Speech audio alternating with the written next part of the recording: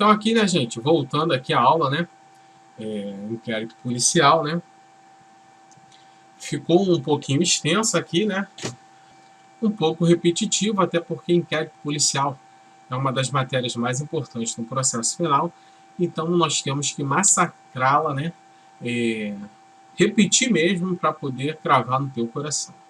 Então tá aí os direitos do investigado, dos suspeitos ou indiciado, direito do investigado, suspeito ou indiciado. Preservação de sua imagem, a dignidade da pessoa humana, o inquérito policial sigiloso, para não expor a pessoa ao fato. Né? Então nós temos o quê? A preservação da sua imagem, a dignidade da pessoa humana, né? O inquérito policial sigiloso, para não expor a pessoa ao fato criminoso. Então, direito do investigado, do suspeito ou indiciado, preservando a sua imagem, dignidade da pessoa humana, o inquérito sigiloso, para não poder expor a pessoa ao fato criminoso. Temos aqui o direito ao silêncio. Ninguém é obrigado a produzir provas contra si mesmo. Né?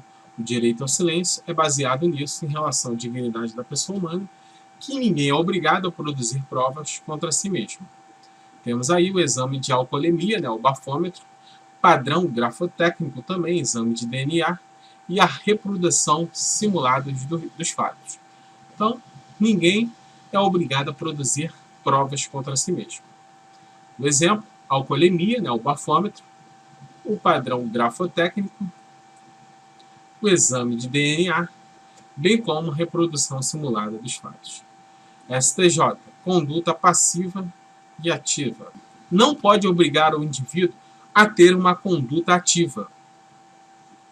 Já na conduta passiva, cabe o documento já escrito, o fio de cabelo caído para o exame de DNA.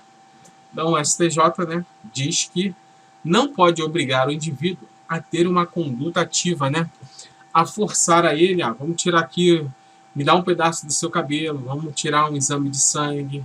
Agora, se o cabelo caiu, sinto muito, eu vou pegar aquele cabelo e vou fazer um exame de DNA. Ele bebeu daquele copo, eu pego o copo e faço um exame de DNA. A mulher ficou grávida, ela teve um neném.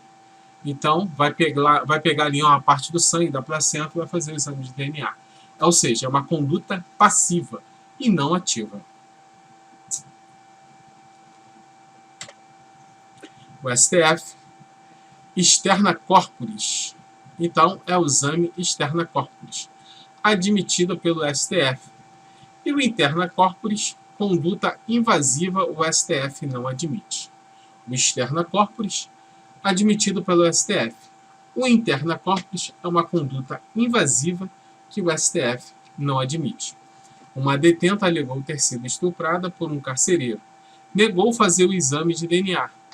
Não precisou usar a interna corporis, porque quando teve o bebê, expulsou a placenta e ali tirou o exame de DNA. Segundo o STF, é o externa corporis. E dali foi feito o exame de DNA. Você quer saber o desfecho? Se o cara era não o pai da criança.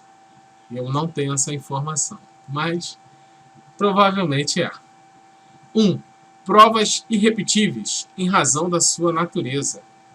Provas irrepetíveis em razão da sua natureza, pela urgência, podem ser produzidas antes da ação penal no inquérito policial. Então, provas irrepetíveis, né, em razão da sua natureza, pela urgência, podem ser produzidas antes da ação penal no próprio inquérito.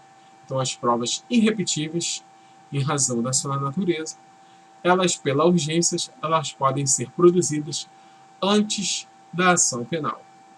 Quando houver uma lesão,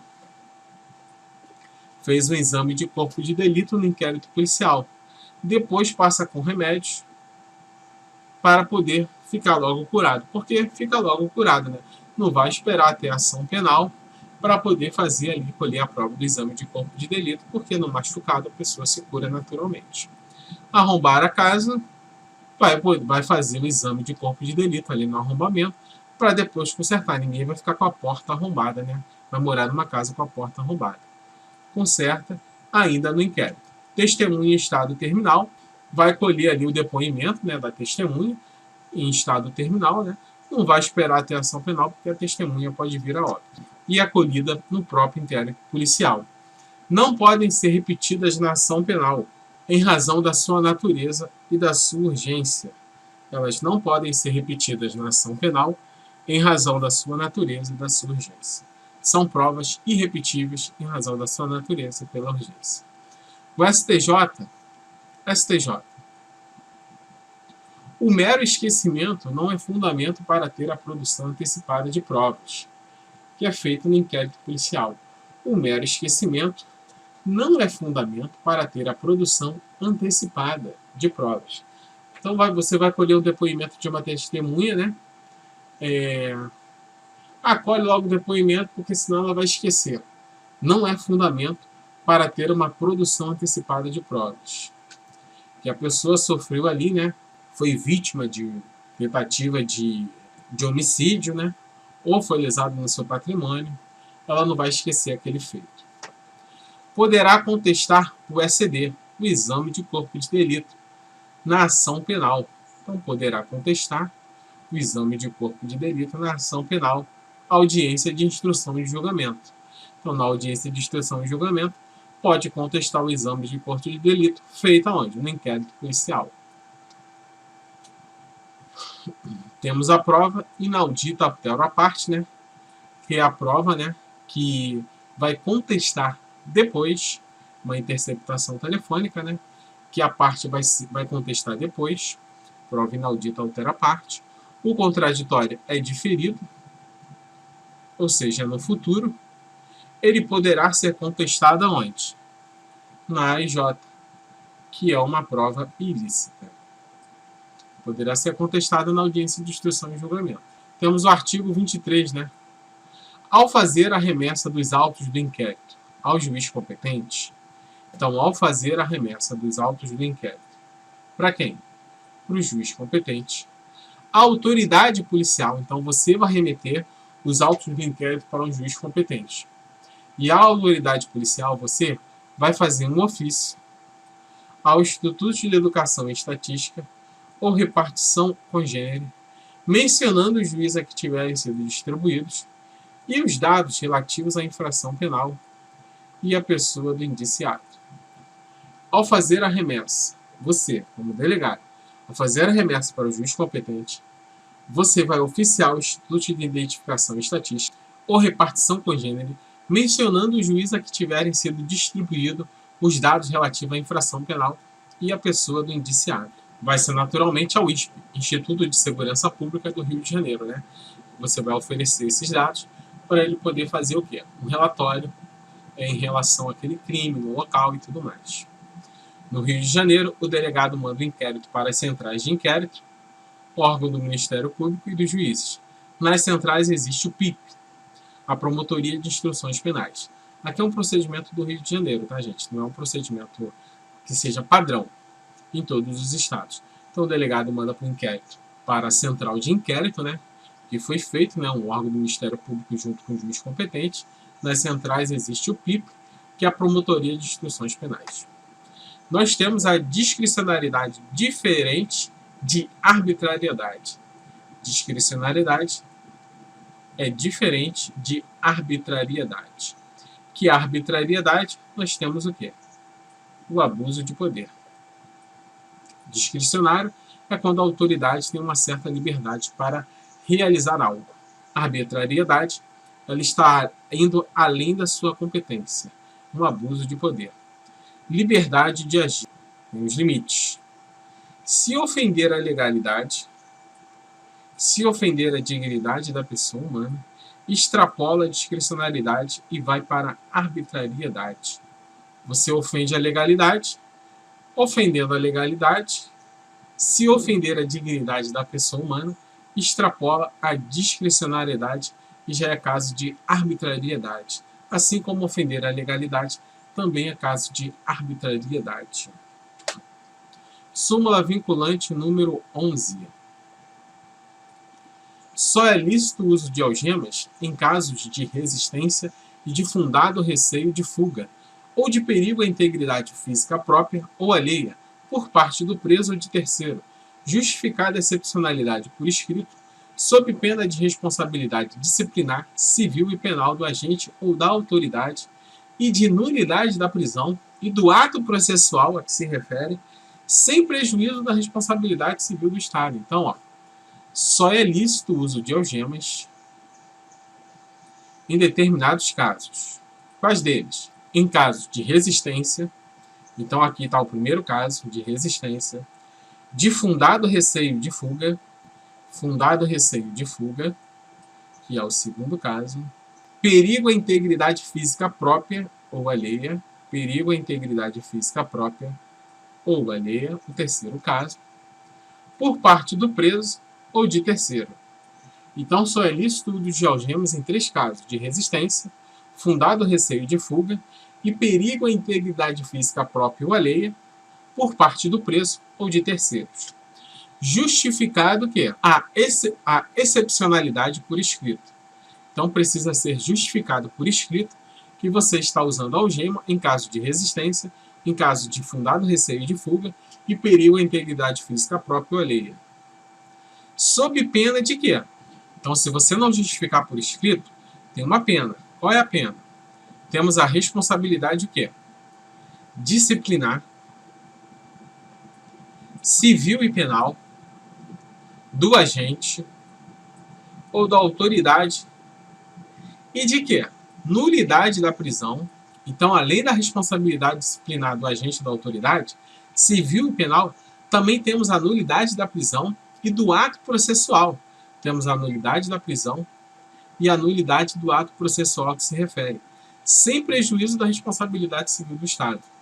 Olha aí quanta informação importante em relação à súmula vinculante para o uso de algemas.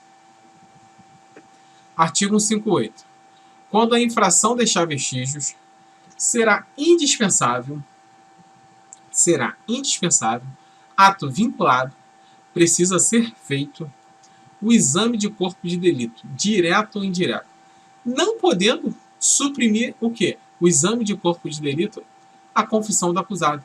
A confissão do acusado não suprime o quê?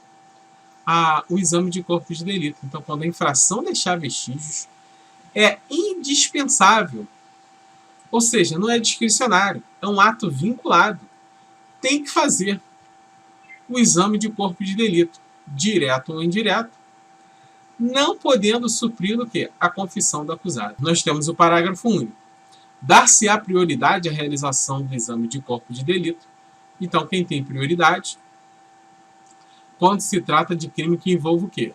Violência doméstica e familiar contra a mulher, quando envolve crime contra a mulher, tem a prioridade de dar o exame de corpo de delito, bem como violência contra criança, adolescente, idoso ou pessoas com deficiência. Ou seja, é um ato vinculado, precisa ser feito. E principalmente em casos de violência doméstica contra criança e adolescente, idoso ou pessoa com deficiência. Artigo 149. Quando houver dúvida sobre a integridade mental do acusado, o juiz ordenará de ofício ou a requerimento do Ministério Público, do defensor, do curador, do ascendente, descendente, irmão, cônjuge do acusado, seja este submetido a exame médico legal. O exame poderá ser ordenado ainda na fase de inquérito, mediante uma representação da autoridade policial ao juiz competente. Então, de novo, quando houver o quê? Dúvida sobre a integridade mental do acusado. Se tem dúvida em relação à integridade mental do acusado, o juiz ordenará. Então, é uma ordem. Ele vai fazer uma ordem de ofício ou a pedido, um requerimento, né? Pedido de quem? Do Ministério Público, do defensor, do curador, do ascendente, do descendente, do irmão, do cônjuge, do acusado, para que este seja o quê? Submetido ao exame médico legal. O juiz está com dúvida em relação à integridade mental do acusado, ele vai ordenar de ofício para que seja feito o exame.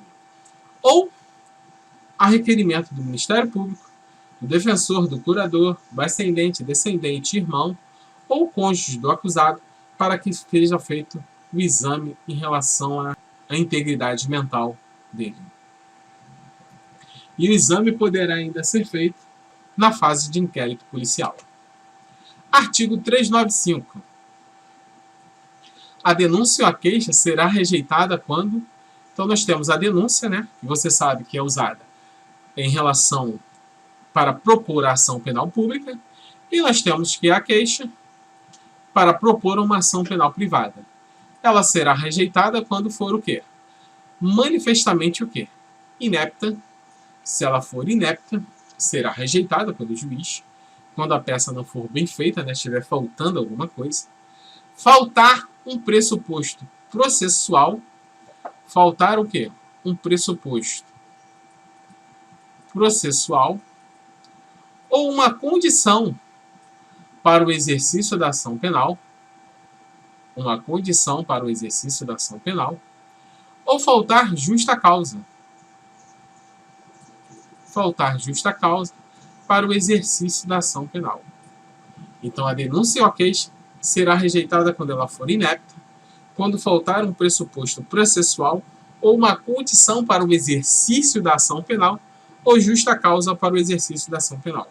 Então, de novo, a denúncia ou a queixa será rejeitada quando ela for inepta, ou quando faltar um pressuposto processual, ou quando faltar o quê? A condição ou justa causa para o exercício da ação penal.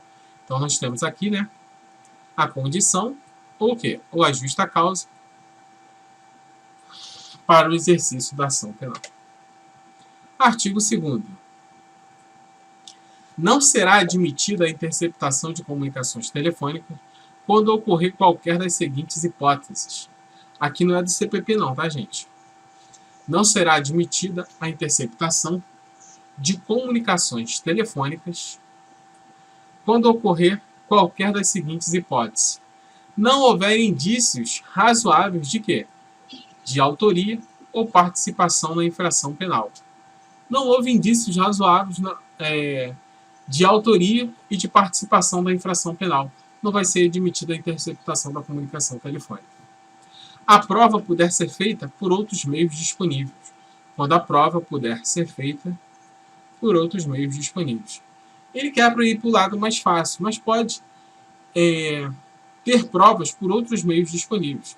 Então não será admitida a comunicação telefônica. Normalmente é admitida, gente. O fato investigado constitui uma infração penal punida.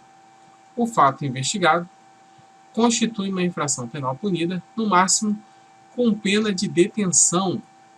Então ela não será admitida quando o fato investigado, a pena máxima é de detenção. Então temos aqui, né?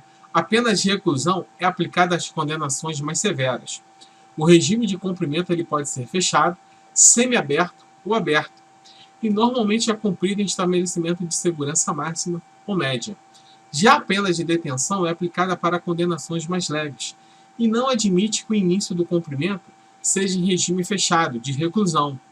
Então, normalmente a pena de detenção ela é uma pena o quê? Ela é uma pena mais suave. Então, seguindo. Artigo 157. Parágrafo 1º do CPP. As provas derivadas obtidas a partir de uma primeira prova ilícita deverão ser o quê? Desentranhadas do processo.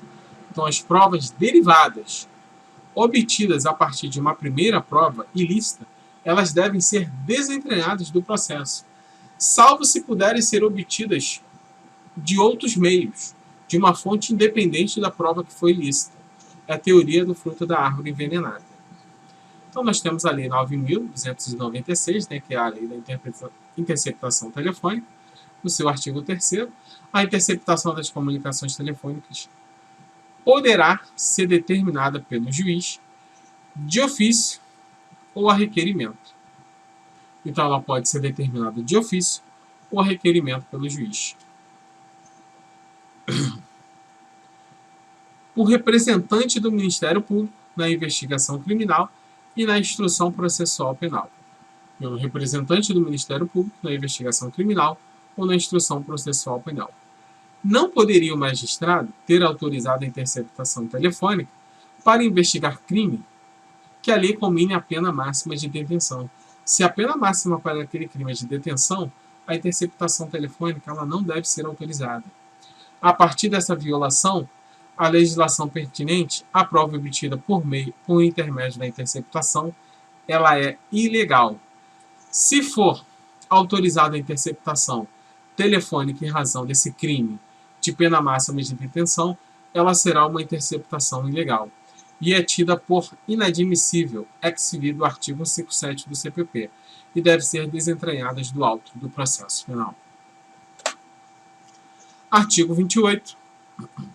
Se o órgão do Ministério Público, ao invés de apresentar a denúncia, requerer o arquivamento do inquérito policial ou de quaisquer peças de informação, o juiz, no caso de considerar improcedente as razões invocadas, fará remessa do inquérito ou as peças de informação ao Procurador-Geral.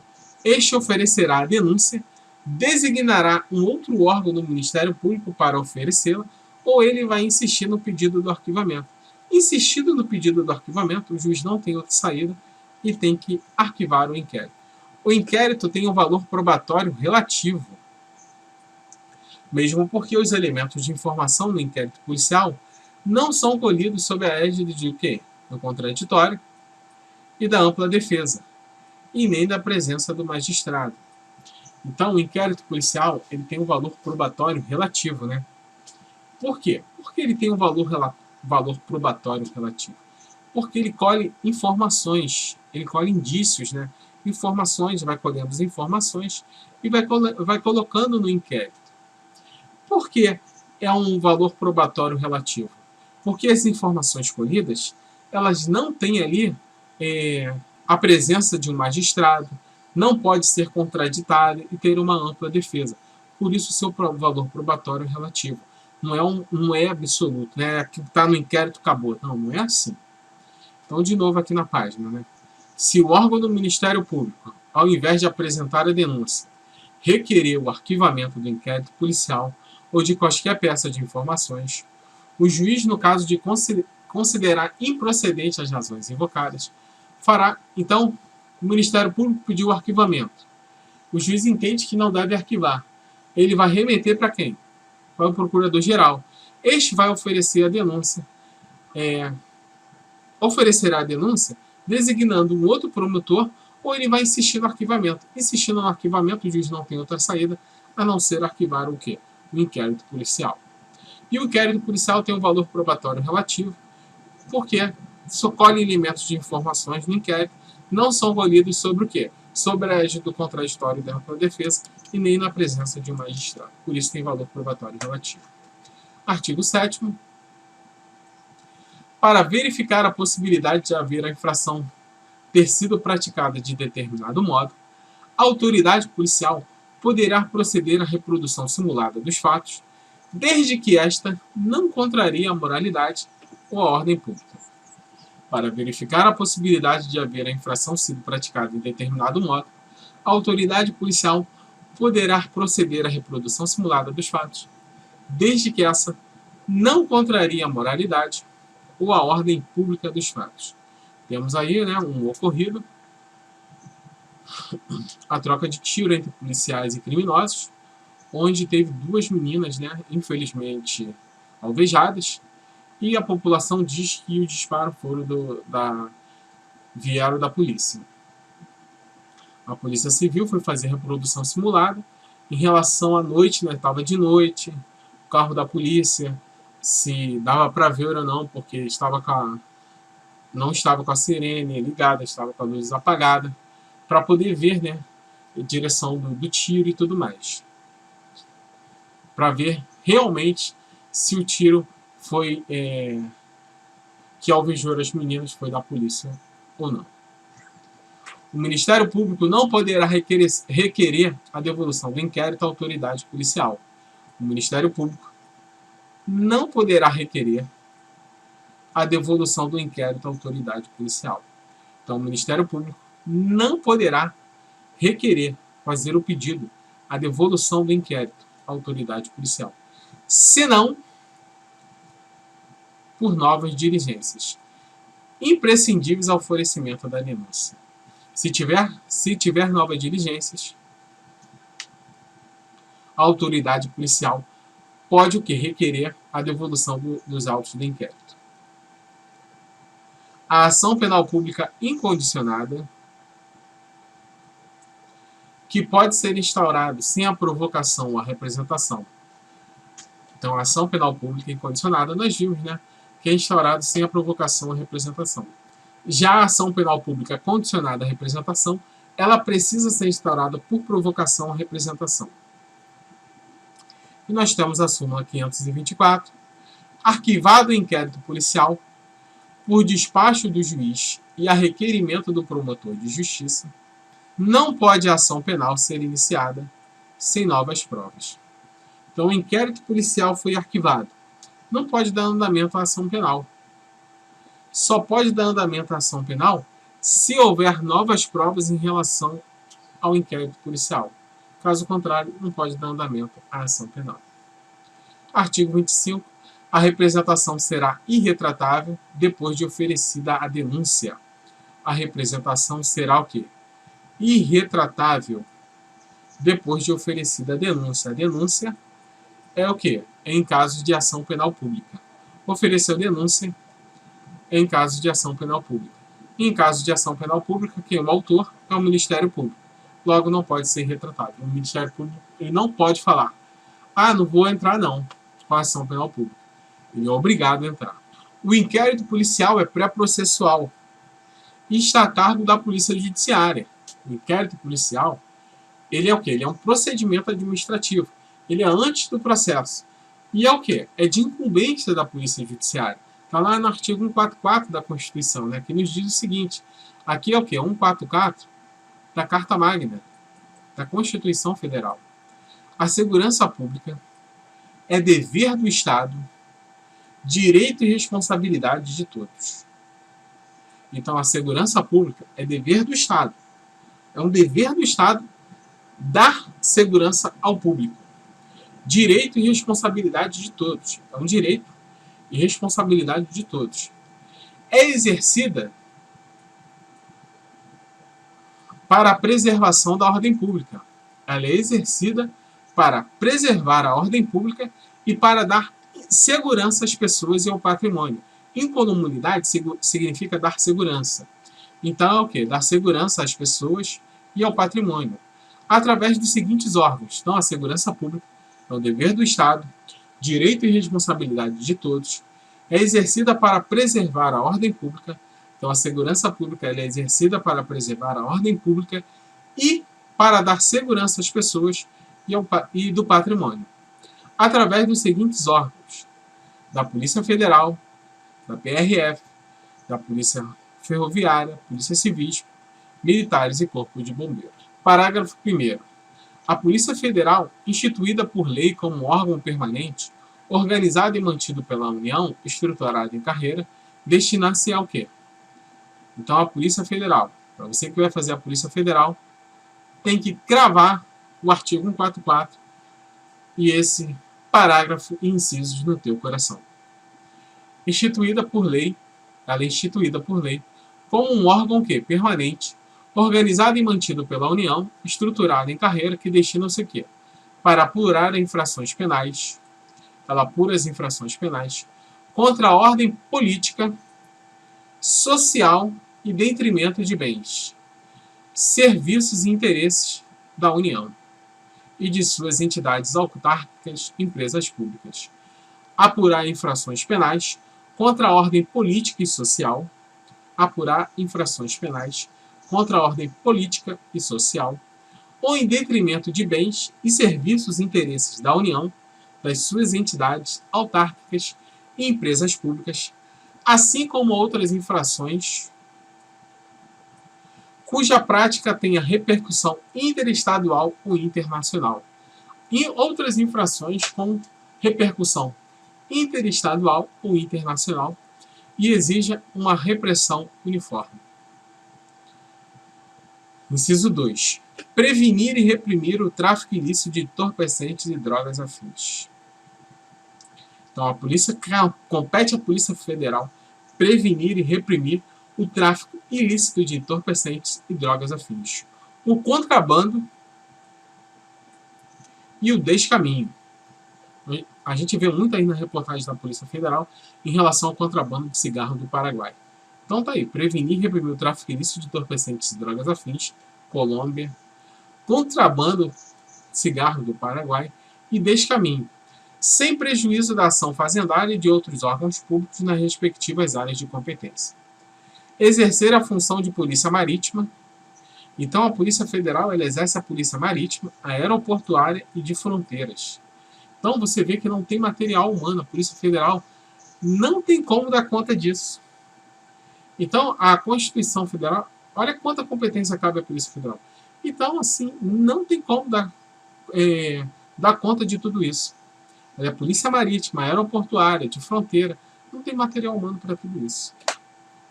A atividade investigativa não é uma atividade exclusiva da Polícia Judiciária. Então, a atividade investigativa não é uma atividade exclusiva de quem? Da Polícia Judiciária. É importante isso. Então, a atividade investigativa não é uma atividade exclusiva da Polícia Judiciária. O STF reconhece que o MP possui o poder de investigar. O MP tem lá o PIC, né? Procedimento de investigação criminal. O STF já reconhece que o Ministério Público possui o poder de investigar lá com o PIC. Não pode presidir o inquérito policial. O Ministério Público não pode presidir o inquérito policial porque é de competência sua, delegado de polícia. O Ministério Público pode instaurar os seus próprios procedimentos investigatórios paralelo ao inquérito policial. O MP tem um PIC, que é o procedimento investigatório criminal. O Congresso tem a CPI, a Comissão Parlamentar de Inquérito. A PM tem a sua própria investigação de crimes militares. O Ministério Público possui função de investigação penal e não de atividade de polícia judiciária. Temos a jurisprudência sobre a presidência do inquérito policial. Né? Quem preside o inquérito policial? Temos uma jurisprudência aí, né? Já martelada, consagrada aí, né? Que cabe ao delegado de polícia. Então tá aí, né? A investigação, né, de Celso de Mello, a investigação penal, quando realizada por organismos policiais, será sempre dirigida por uma autoridade policial, você, a quem igualmente competirá exercer, com exclusividade, a presidência do respectivo inquérito. A outorga constitucional de funções de polícia judiciária, a instituição policial, não impede e nem exclui a possibilidade do Ministério Público. Então está aqui, né? A outorga constitucional de funções de polícia judiciária, a instituição policial, não impede nem exclui a possibilidade do Ministério Público, que é o Dominum Litis, determinar o quê? A abertura de inquéritos policiais. Requisitar esclarecimentos e diligências. Então, o Ministério Público pode sim determinar a abertura de um inquérito policial, pode sim requisitar esclarecimentos de diligências investigatórias e estar presente e acompanhar, junto aos órgãos e agentes policiais, quaisquer atos de investigação penal, mesmo aqueles sob regimes de sigilo, sem prejuízo de outras medidas que lhe pareçam indispensáveis à formação da sua opinião de delito, sendo-lhe vedado, então é vedado ao Ministério Público, assumir a presidência do inquérito policial, que é uma atribuição privativa de você, delegado. Então, o que é que ele está dizendo? Que a investigação penal realizada por organismos policiais será sempre dirigida por uma autoridade policial com exclusividade à presidência do respectivo inquérito. Mas não impede e nem exclui o que? A possibilidade do Ministério Público, o Dominus Litis, determinar a abertura de inquérito policial, esclarecer o que? As diligências investigatórias, estar presente e acompanhar o inquérito policial, acompanhar os órgãos e agentes policiais, qualquer ato da investigação policial, mesmo com aquele regime de sigilo, o Ministério Público pode estar ali juntinho, com prejuízo de outras medidas, né, indispensáveis à sua formação da opinião de delito. Sendo vedado somente o quê? A presidência do inquérito policial. A Polícia Federal exerce com exclusividade de polícia judiciária em âmbito da União. Então, a Polícia Federal exerce com exclusividade a Polícia Judiciária em âmbito da União. Em âmbito da União, a Polícia Judiciária é a Polícia Federal com exclusividade. Então, compete à Polícia Federal exercer com exclusividade a Polícia Judiciária em âmbito da União.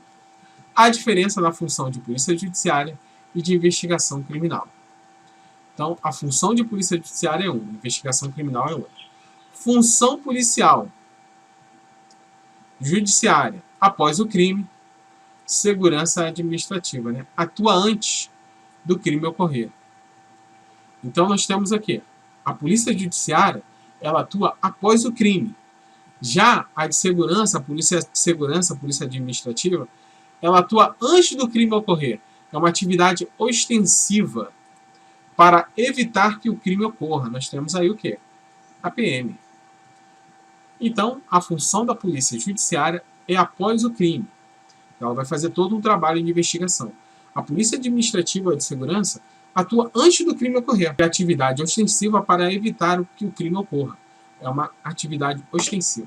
De acordo com a Lei 2.830, no artigo 2º, nós temos a natureza jurídica. É uma lei nova aí, né? Que está dando alguns panos para manga em relação ao princípio da insignificância que o delegado, alguns delegados estão insinuando que pode conceder o princípio da insignificância ali no seu momento. Até porque eles têm formação jurídica, né?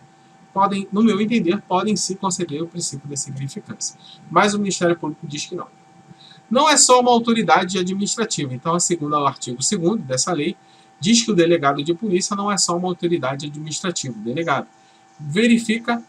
ele verifica a tipicidade, a ilicitude e a culpabilidade no caso concreto.